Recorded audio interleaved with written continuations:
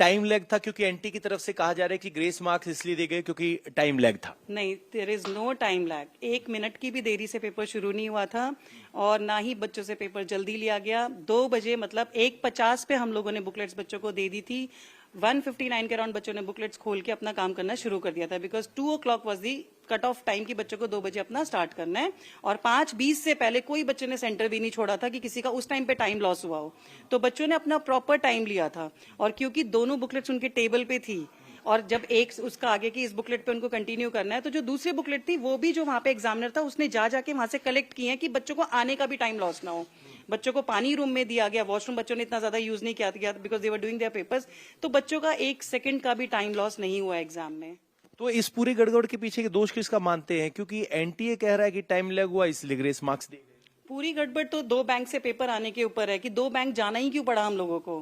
किसी एग्जाम में नहीं होता कि हमें एज अ सीएस 2 बैंक्स में जाना पड़ रहा है। तो जब हमने वहीं पे ये डाउट दिखाया था कि 2 बैंक्स में क्यों, तो वहीं पे इस प्रॉब्लम को रिजॉल्व हो जाना चाहिए था, या उसके बाद इस प्रॉब्लम को 2 बजे से पहले रिजॉल्व कर देना चाहिए था कि 2 बैंक से पेपर क्यों दिए गए आप लोगों को। तो बाद में क्या बताया गया जब आपने जब एनटीए से बात की, तो उन्होंने आपने कहा कि हमारे पास डबल सेट आ गए, तो क्या जवाब था? मिस्टर देवव्रत ने, जिन्होंने हमारा फोन पिक किया था, उन्होंने ये बोला कि मैम आप लोग 2 एग्जाम सेंटर 2 बैंक्स में क्यों गए थे।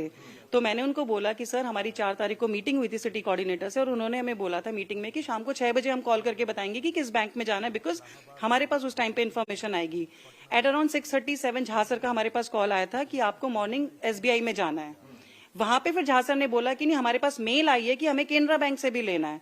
तो जो मेल आई है, जो फोन आई है, वो झा सर के पास गई थी, उनके हिसाब से हम लोग काम कर रहे थे। ये झा सर कौन है? Jha sir, he mister VN Jha is the principal of SR century Bahadurgarh. देखिए, बड़ा विचित्र बात है।